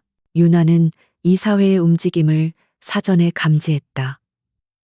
김재원의 MA는 표면적으로는 그룹의 구조 개선을 위함이었으나 실제로는 그와 결탁한 외부 세력에게 그룹의 알짜배기 자산을 헐값에 넘기고 그 대가로 막대한 비자금을 확보하려는 계략이었다. 윤아는 이 계획이 성공한다면 그룹 전체가 회복 불가능한 손실을 입을 뿐만 아니라 김재원의 권력이 더욱 공고해져 김 회장의 복귀가 불가능해질 것임을 알았다. 윤아는 즉시 칠야 전략, 세븐 나이트 스트래티지 이라는 코드명 아래 치밀한 역공 계획을 수립했다. 이 계획은 일주일 동안 김재원의 권력 기반을 구성하는 세 개의 핵심 축을 동시에 타격하여 이사회 전에 그의 영향력을 완전히 약화시키는 것을 목표로 했다. 그녀는 뛰어난 전략적 마인드를 발휘하여 김재원이 예상하지 못할 타이밍과 방식으로 공격을 개시하기로 했다. 그녀의 공격은 내부 고발, 금융규제 당국의 개입, 그리고 대중의 여론이라는 세 가지 무기를 활용했다. 첫 번째 타격, 내일, 이, 부패한 법무팀장, 공, 데이, 고, 제거. 공 변호사는 김재원의 모든 불법 행위를 법적으로 포장해 온 핵심 공범이었다. 윤아는 공 변호사가 수년 동안 진행해온 그룹 외부의 개인적인 횡령 및 탈세 증거를 확보하여 익명의 제보자를 통해 국세청에 신고했다. 이틀 후 공 변호사는 갑작스러운 국세청의 긴급 압수수색에 직면했고 그의 모든 법적 권한은 정지되었다. 김재원은 자신의 가장 강력한 방패를 잃었고 이사회 전체는 쫑기얼 그룹에 심상치 않은 내부 문제가 있음을 직감하며 불안에 떨기 시작했다. 두 번째 타격, 데이 3, 4, 금융비리 고발을 통한 자금줄 차단, 김재원의 비자금 통로 역할을 하던 샤도우 트러스트라는 페이퍼 컴퍼니가 있었다. 윤아는 이 회사가 그룹의 자금을 불법적으로 유용했다는 구체적인 증거와 함께 상세한 보고서를 금융감독원에 제출했다. 그녀는 박 실장에게도 이 사실을 알리지 않았고 김 회장의 위임을 받은 비밀 감사관으로서의 권한을 극대화하여 조용히 움직였다. 금융감독원은 즉시 섀도우 트러스트에 대한 조사를 착수했고 이로 인해 김재원이 급하게 끌어모으려던 M.A. 자금의 흐름이 막히게 되었다. 김재원은 연이은 핵심 인물의 몰락과 자금줄 차단 소식에 분노와 공포를 동시에 느꼈다. 그는 유나가 배후에 있음을 확신했지만 그녀가 어떻게 그렇게 완벽하고 빠르게 움직일 수 있는지 이해할 수 없었다. 그는 그녀를 과소평가했던 오만함을 후회하기 시작했다. 그는 이 모든 것이 단순한 우연이 아님을 알았지만 유나를 제어할 수 있는 법적, 물리적 수단이 점점 줄어들고 있었다. 그의 통제력이 급속도로 상실되고 있었다. 세 번째 타격, 대의 오육, 여론을 이용한 압박과 내부 분열. 유나는 김재원의 M.A. 계획의 부당성과 그룹 자산 유출의 위험성에 대한 익명의 정보를 주요 경제 언론사에 흘렸다.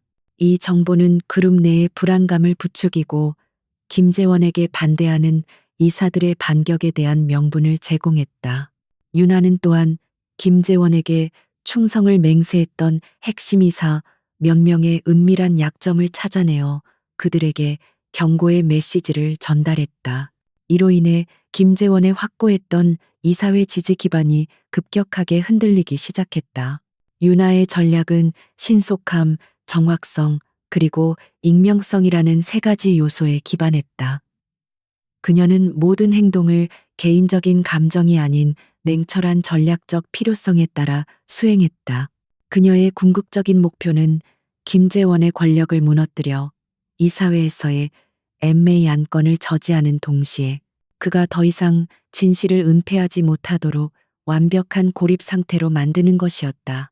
유나의 치밀한 준비와 뛰어난 정보 분석 능력은 그녀를 그룹 내에서 누구도 막을 수 없는 존재로 만들었다. 결전의 전야, 데이 7. 모든 타격이 성공적으로 이루어지자 김재원 세력은 급격하게 약화되었다. 그의 측근들은 불안에 떨며 서로를 의심하기 시작했고 이사회 이사들은 김재원을 지지하는 것이 곧 자신들의 몰락을 의미함을 깨달았다.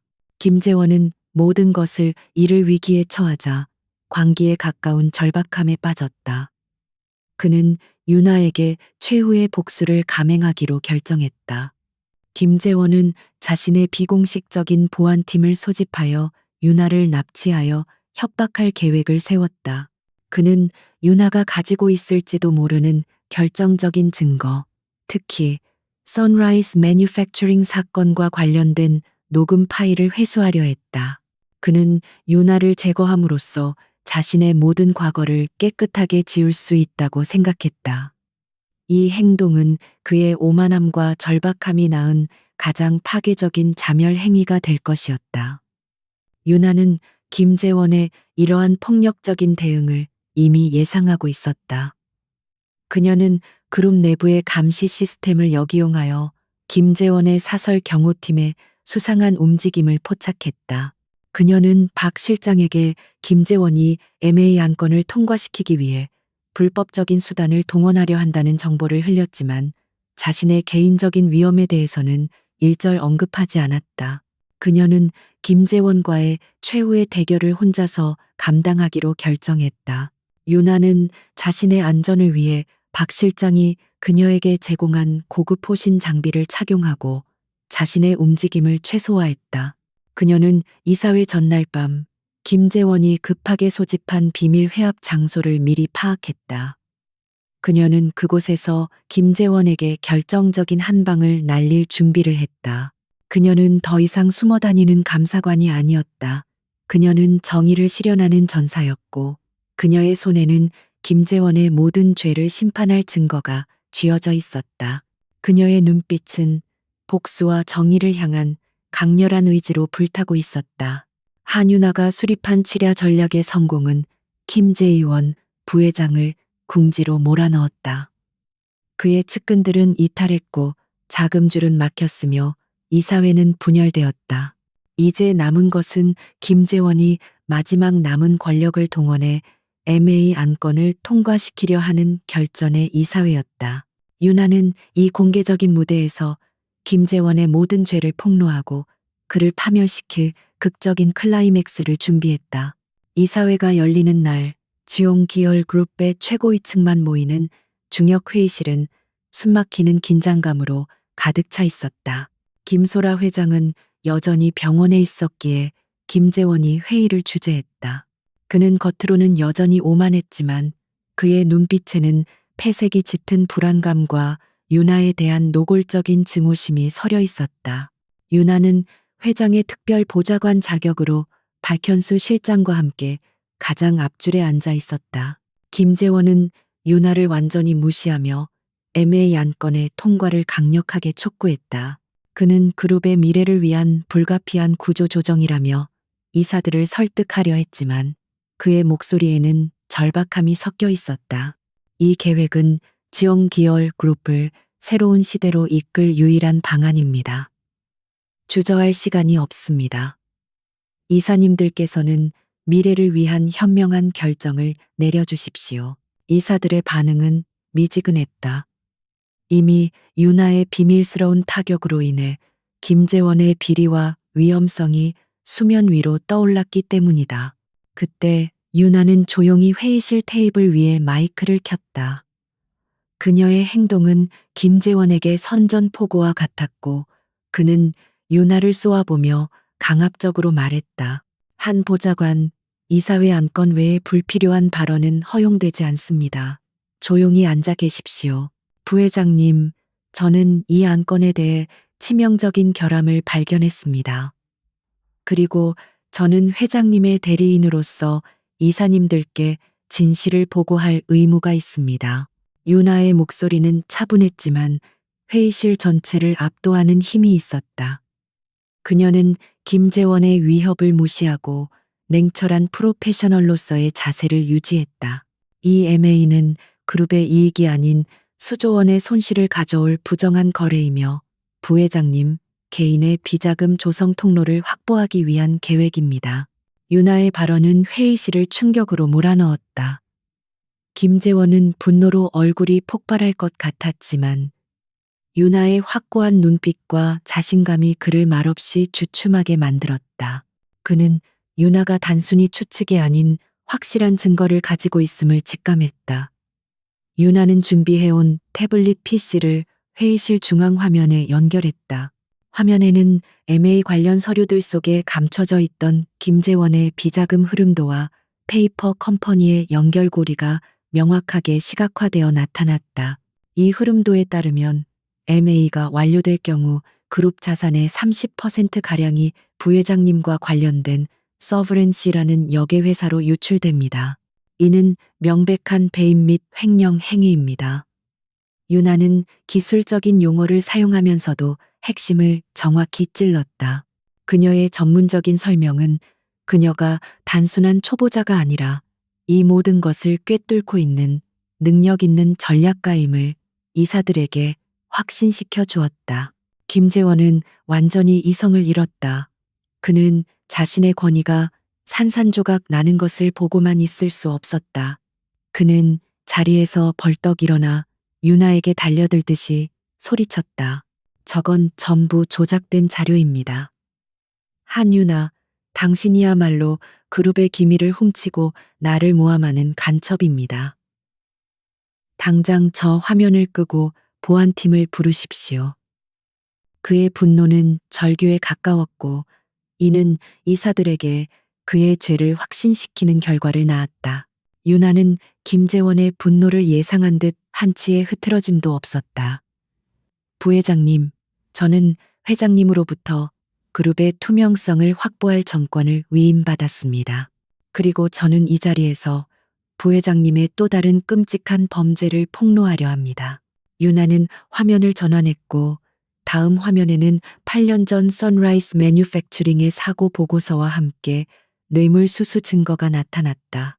부회장님은 단순한 기업 비리를 저지른 것이 아닙니다. 8년 전 하청업체 직원이었던 한마이숙 씨의 사망사고를 은폐하기 위해 거액의 뇌물을 지급하고 진실을 묻었습니다. 그리고 저는 이 진실을 은폐한 대가로 승진한 핵심 공범자 킴 타이존 이사의 직접적인 녹취 증거를 확보했습니다. 유나가 이 말을 하자 회의실에는 극도의 침묵이 감돌았다. 그녀의 어머니 이름이 거론되자 김재원의 얼굴은 완전히 핏기 없이 창백해졌다. 유나는 녹취 파일을 재생했다. 그 파일에는 김태준이 김재원의 지시를 받아 사고 보고서를 조작하고 뇌물을 받았음을 고백하는 내용이 명확하게 담겨 있었다. 부회장님께서 지시하셨습니다. 모든 것을 단순 사고로 처리하고 합의금을 처리하라고요. 그분의 가족들에게는 어떤 진실도 알려서는 안 된다고 했습니다. 유나의 어머니가 겪은 불의가 모두에게 드러나는 순간이었다. 김재원은 완전히 무너졌다. 그의 오만함은 산산조각 났고 그는 자신의 최악의 비밀이 공개되는 것을 막을 수 없었다. 그는 테이블에 주저앉아 고개를 숙였고 그의 측근 이사들마저 고개를 돌렸다. 유나는 압도적인 증거와 강렬한 도덕적 분노로 김재원의 권위를 완전히 파괴했다. 그녀의 승리는 완벽했다. 이사님들, EMA는 중단되어야 합니다. 그리고 김재이원 부회장은 당장 모든 직위에서 해임되어야 합니다. 저는 이 모든 증거를 금융감독원과 검찰에 즉시 제출할 것입니다. 유나는 단호하게 선언했다. 그녀의 목소리에는 개인적인 복수심을 넘어선 정의로운 심판자의 권위가 실려 있었다. 이사들은 더 이상 반대할 수 없었고 만장일치로 MA 안건을 부결시키고 김재원의 즉각적인 해임을 결의했다. 회의가 끝난 후 박현수 실장은 감격에 찬 눈빛으로 유나를 바라보았다. 한 보좌관님, 당신은 정말 놀랍습니다. 회장님의 결정이 옳았습니다. 당신이 정지열 그룹을 구했습니다. 유나는 감사의 인사에 담담하게 고개를 끄덕였다. 그녀는 자신의 어머니에게 공의를 실현했다는 사실에 만족했지만 여전히 마지막 퍼즐 조각, 즉 김소라 회장과의 진실이 남아있음을 알고 있었다. 김재원의 파멸은 시작에 불과했다.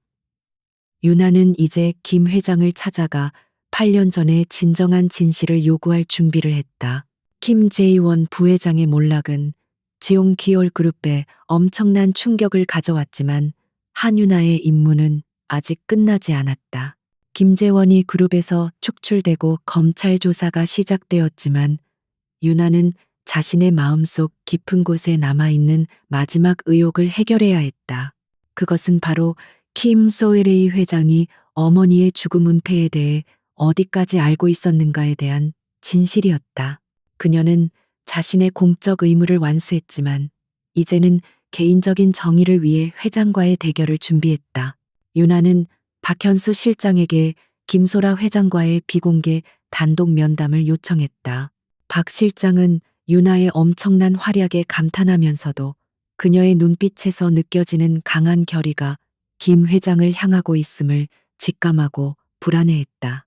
하지만 그는 유나가 이 질문을 던질 자격이 충분하다고 판단했고 비밀리에 면담을 주선했다. 김 회장은 여전히 병실에 있었지만 유나의 요청에 흔쾌히 응했다. 면담이 이루어진 날 병실은 평소처럼 조용하고 깨끗했지만 공기는 팽팽한 긴장감으로 가득 차 있었다. 김 회장은 유나를 따뜻하게 맞이하며 진심으로 감사를 표했다.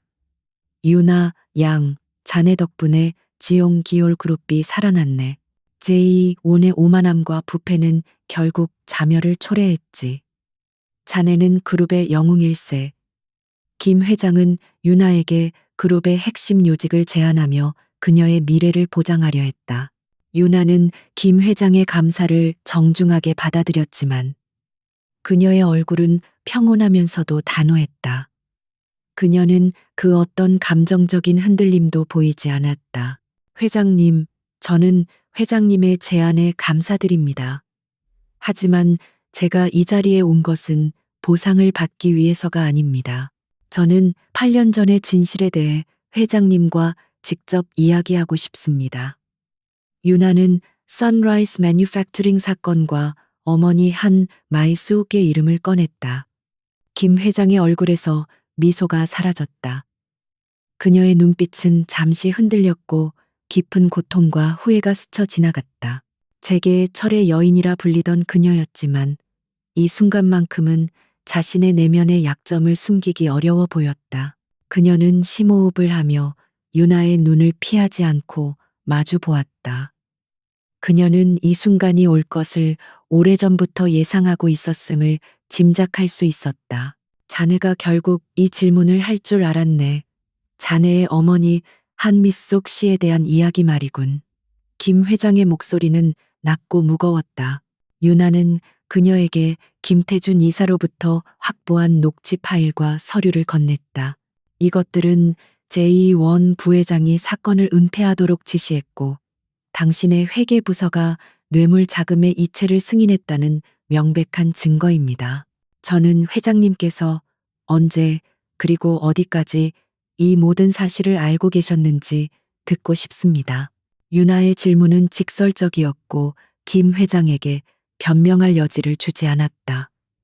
김 회장은 유나가 내민 증거들을 잠시 내려다보더니 체념한 듯 깊은 한숨을 내쉬었다.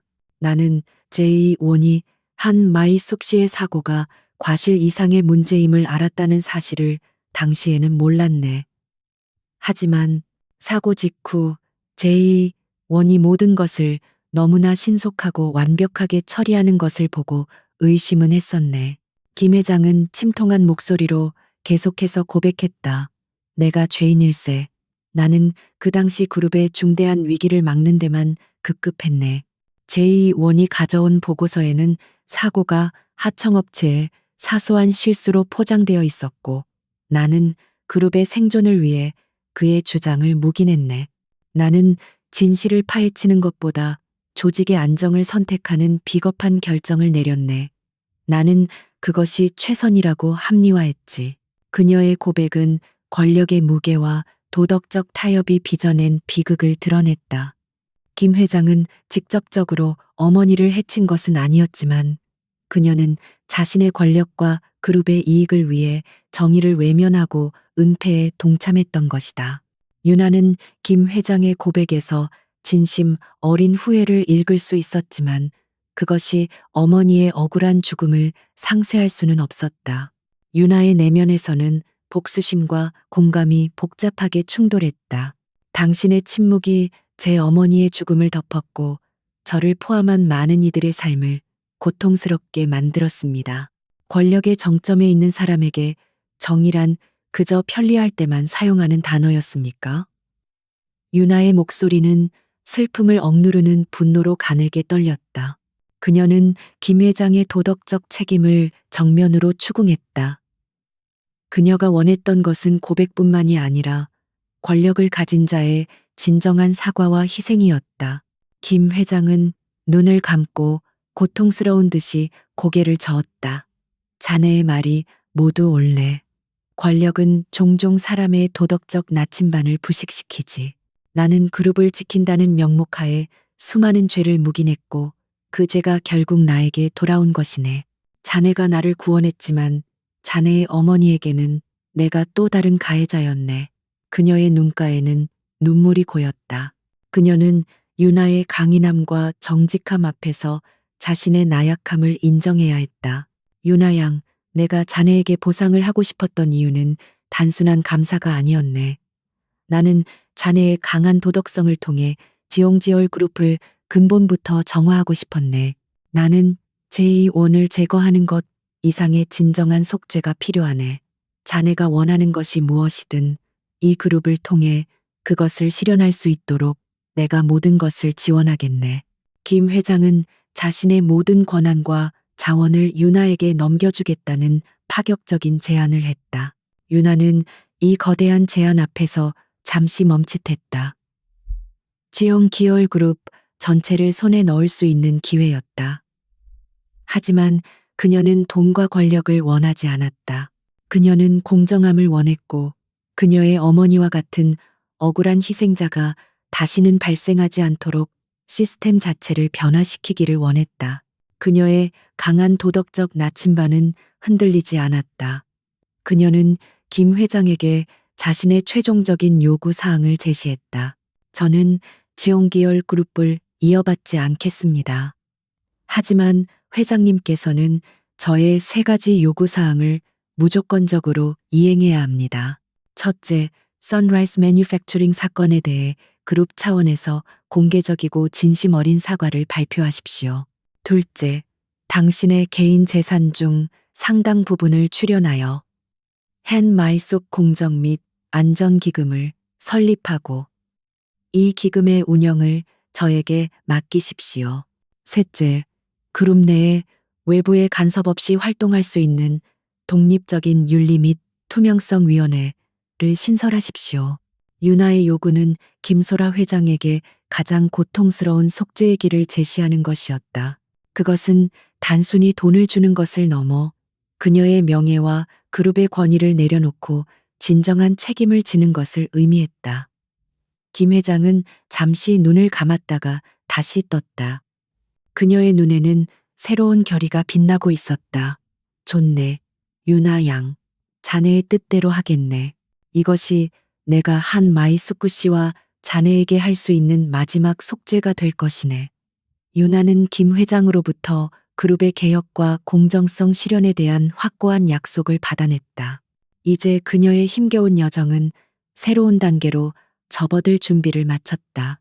킴 제이원 부회장의 축출과 킴소 LA 회장의 공개적인 속죄 결정은 지용기열 그룹 안팎의 지진과 같은 변화를 예고했다. 유나는 자신이 제시한 3가지 조건을 김 회장이 성실하게 이행하는 과정을 감독했다. 그녀는 이제 단순한 비밀 감사관이 아니라 그룹의 도덕적 청렴성을 책임지는 실질적인 권위자로 자리매김했다. 그러나 유나의 성공이 가져온 변화는 김재원의 파괴적인 복수심을 더욱 키웠다. 검찰 조사를 받던 김재원은 자신의 몰락이 전적으로 NA 한 사람 때문임을 깨닫고 광기에 가까운 분노에 사로잡혔다.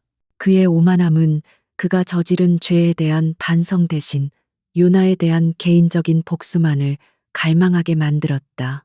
그는 자신이 가진 모든 인맥과 자녀 자금을 동원하여 유나를 영원히 침묵시키고 그녀가 확보한 결정적인 증거 파일들을 파괴하려는 최후의 음모를 꾸몄다. 유나는 김재원이 무너지더라도 쉽게 포기하지 않을 것임을 이미 꿰뚫어 보고 있었다. 그녀는 그룹의 개혁에 전념하면서도 자신의 주변에서 발생하는 모든 미세한 움직임에 촉각을 곤두세웠다. 그녀의 뛰어난 위기 감지 능력은 그녀가 겪었던 고독하고 위험한 삶 속에서 길러진 본능이었다. 그녀는 김재원이 감옥에 가기 전 분명 개인적인 타격을 시도할 것이라고 예상했다. 김재원은 자신의 사설 보안팀 중 가장 충성스럽고 잔혹한 용병들을 고용했다. 그들의 임무는 유나를 납치하여 그녀가 가진 암호화된 증거 서버의 위치와 비밀번호를 알아내고 그 후 그녀를 제거하는 것이었다.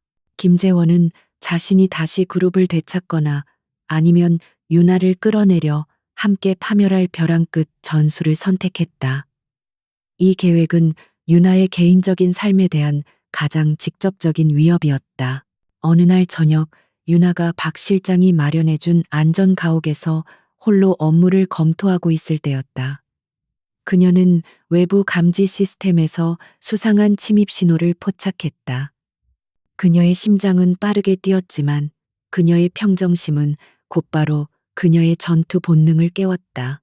그녀는 김재원의 사설 용병들임을 직감하고 미리 훈련받은 대로 재빨리 비상 대응 모드에 돌입했다. 용병들은 전문적이고 잔혹했다. 그들은 건물 보안 시스템을 우회하여 순식간에 내부로 침투했고 유나의 은신처를 급습했다. 유나는 그들이 자신을 잡으러 오기 전에 가장 중요한 암호화된 증거 파일을 박 실장에게 전달할 수 있도록 긴급 백업 시스템을 작동시켰다. 이 파일은 그녀의 어머니의 복수와 김재원의 모든 죄를 담고 있었기에 그녀의 목숨보다 중요했다. 유나는 어둠을 이용해 용병들과의 복잡한 대결을 시작했다. 그녀는 최고 수준의 호신술 훈련을 받았고 그녀의 몸놀림은 민첩하고 정확했다. 좁은 공간에서 그녀는 가구와 그림자를 이용해 용병들의 공격을 회피하고 그들의 힘을 역이용하여 반격했다. 그녀는 자신의 뛰어난 상황 판단력을 발휘하여 그들의 수를 읽고 전략적으로 방어했다. 하지만 용병들의 수는 많았고 그들은 무장하고 있었다. 유나는 그들 중 한 명을 제압했지만 나머지 용병들은 그녀를 구석으로 몰아넣었다. 그녀는 팔에 깊은 상처를 입었고 호흡은 거칠어졌지만 그녀의 결의는 꺾이지 않았다. 그녀는 마지막 순간까지 증거 파일의 안전을 확보하기 위해 몸부림쳤다. 그녀는 용병들의 우두머리에게 가장 치명적인 공격을 감행했다. 그녀는 순간적으로 용병의 품속에 파고들어 그의 급소를 공격했고 용병은 고통으로 휘청거렸다. 이 찰나의 순간을 이용해 유나는 창문을 깨고 건물 외부의 비상계단을 통해 탈출했다. 그녀의 몸은 이미 만신창이가 되었지만 그녀의 의지력은 그녀를 계속 움직이게 했다. 그녀는 탈출과 동시에 박 실장에게 위치 추적 및 긴급 지원 요청 암호 메시지를 보냈. 한편 유나의 연락을 받은 박 실장은 즉시 상황의 심각성을 파악했다. 그는 김 회장으로부터 부여받은 비밀 보안팀을 즉시 동원하여 유나의 위치로 급파했다. 박 실장은 유나의 안전을 위해서라면 어떤 대가라도 치를 각오가 되어 있었다. 그는 유나가 단순히 그룹의 보좌관이 아니라 지영 기열 그룹의 도덕적 상징이 되었음을 알고 있었다. 유나는 가까스로 지정된 안전 지점 근처에 도착했을 때 용병들이 그녀를 다시 따라잡았다. 그들은 그녀를 에워쌌고 우두머리 용병은 조롱하듯이 말했다. 결국 여기까지군요. 한유나 씨, 당신의 영웅놀이는 끝났습니다. 당신의 그 정의로운 파일은 어디에 숨겼지? 순순히 넘기면 고통 없이 끝내주지. 그들의 압박 속에서 유나는 이미 체력의 한계에 도달했음을 느꼈다. 바로 그때 멀리서 경찰차와 사설 보안팀의 경보음이 울려 퍼지기 시작했다. 박 실장의 팀이 도착한 것이다. 용병들은 예상치 못한 대규모 지원군에 당황했지만 우두머리는 마지막까지 유나를 붙잡으려 했다. 유나는 마지막 남은 힘을 쥐어짜 용병에게서 벗어나 박 실장 팀 쪽으로 달려갔다. 이어진 격렬한 충돌 속에서 박 실장의 팀은 용병들을 제압했고 유나는 안전하게 보호될 수 있었다. 유나는 박 실장에게 안겨 숨을 몰아쉬었다. 그녀는 안전했지만 그녀의 몸과 마음은 깊은 상처를 입었다. 그녀는 이 모든 것이 김재원의 최후 발악임을 알고 있었다. 그녀가 목숨을 걸고 확보한 증거 파일은 이미 안전하게 전달되었고 김재원의 파멸은 이제 피할 수 없는 현실이 되었다. 유나는 이 사건을 통해 자신의 강인함과 용기가 단순히 사무실에서의 전략적 사고에 국한된 것이 아니라 실제적인 행동력에서도 발휘됨을 증명했다. 그녀의 영웅적인 면모는 더욱 확고해졌다. 한유나를 향한 김제이 원의 최후의 공격은 실패로 돌아갔고 이는 그의 완벽한 파멸을 알리는 신호탄이 되었다. 유나가 목숨을 걸고 확보한 증거 파일은 검찰에 제출되었고 이어서 김재원은 배임, 횡령, 그리고 살인 은폐 공모 혐의로 공식 체포되었다. 그의 오만함은 결국 그를 파멸로 이끌었고 지용지열 그룹은 비로소 오랜 암흑 속에서 벗어나 개혁의 첫걸음을 내디딜 수 있게 되었다. 카이메소 LA 회장은 유나와의 약속을 지키기 위해 즉각적인 행동에 나섰다. 그녀는 전 국민을 대상으로 공개 사과문을 발표하고 8년 전 선라이즈 매뉴팩처링 사건에 대한 그룹의 도덕적 책임을 인정했다. 그녀의 진심 어린 사과는 그룹의 명예를 회복하는 첫 단계였으며 이는 재계의 정의와 윤리에 대한 강력한 메시지를 전달했다. 윤하의 두 번째 요구 사항이었던 한 마이쑥 공정 및 안전기금, 이 김 회장의 사제 출연으로 설립되었다. 이 기금은 산업재해 피해자와 그 가족을 지원하고 기업 내 투명성과 안전 기준을 강화하는 데 사용될 목적으로 만들어졌다. 윤하는 이 기금의 최고 운영 책임자를 맡아 어머니의 억울한 희생을 의미 있는 공적 선행으로 승화시켰다. 가장 중요했던 세 번째 요구사항, 즉 독립적인 윤리 및 투명성위원회도 그룹 내에 신설되었다. 이 위원회는 회장 직속이 아닌 외부 전문가들로 구성되었고 윤하가 실질적인 위원장 대행으로서 그룹 내 모든 부패와 불법 행위를 감시할 수 있는 절대적인 권한을 부여받았다. 그녀는 이제 그림자 속의 감사관이 아닌 그룹의 도덕적 기반을 다지는 공식적인 지도자가 되었다. 윤하에게 지용지올 그룹의 차기 경영권을 인수하라는 공식적인 제안이 수차례 들어왔다. 김 회장은 윤하의 능력을 인정했고 그녀만이 그룹을 이끌 적임자라고 믿었다. 그룹의 많은 이사들 또한 윤하의 강인한 리더십과 도덕성에 압도되어 그녀를 지지했다. 하지만 윤하의 강한 도덕적 나침반은 그녀를 다른 방향으로 이끌었다.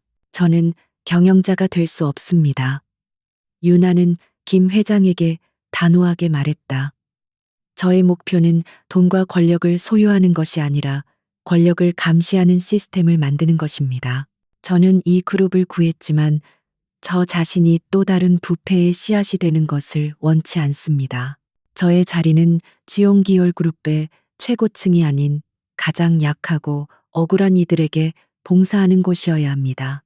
윤하는 지용기열 그룹의 경영권을 거부하는 대신 신설된 윤리 및 투명성위원회와 공정기금의 운영에 전념했다.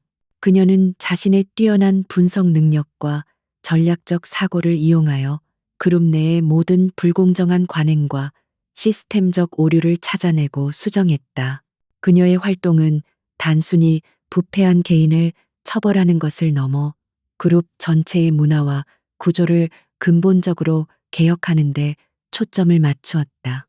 킴 소레이웨이 회장은 윤하의 선택에 깊이 감명받았다. 그녀는 윤하에게 그룹을 물려주는 것만이 유일한 속죄라고 생각했지만 윤하는 더 위대한 정의의 길을 택했다. 김 회장은 건강이 회복된 후 그룹의 투명한 전문 경영인 체제를 확립하고 윤하의 위원회에 전적인 지원을 약속하며 자신의 경영 일선에서 공식적으로 물러났다. 그녀는 남은 여생을 윤하의 기금 운영을 돕는 조용한 후원자로서 살아가기로 결정했다. 시간이 흘렀고 지용지올 그룹은 윤하의 개혁 작업 덕분에 투명하고 윤리적인 기업의 상징으로 거듭나기 시작했다.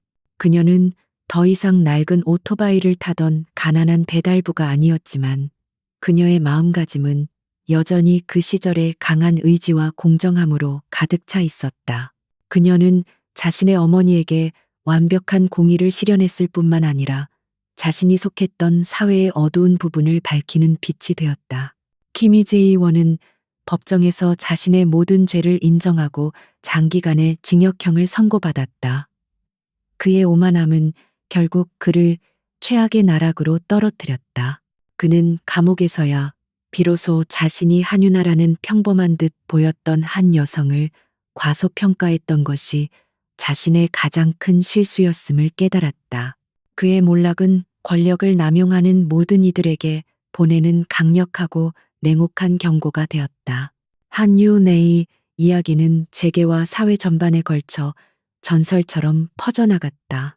그녀는 여전히 고급 정장을 입고 최고층 빌딩에서 일했지만 그녀의 진정한 힘은 돈이나 지위가 아닌 변함없는 도덕적 용기와 지혜에서 나왔다. 그녀는 고독한 영웅이었지만 그녀의 행동은 수많은 사람들에게 희망과 공정함을 향한 영감을 불어넣었다. 그녀는 가장 낮은 곳에서 시작하여 가장 높은 도덕적 가치를 실현한 시대의 상징이 되었다. 그녀의 삶은 이제 부유하고 안정되었지만 유나는 종종 그녀의 공정기금, 이 지원하는 산업 현장을 찾아가 땀 흘리며 일하는 사람들의 이야기를 들었다. 그녀는 그들의 목소리를 듣는 것이 자신이 가장 높은 자리에 있다는 것을 의미한다고 믿었다. 그녀는 정의는 시스템을 통해 실현되어야 하며 그녀는 그 시스템의 가장 강력한 수호자가 되기로 결심했다. 그녀의 여정은 험난했지만 그녀는 마침내 완벽하고 의미 있는 결말을 맞이했다.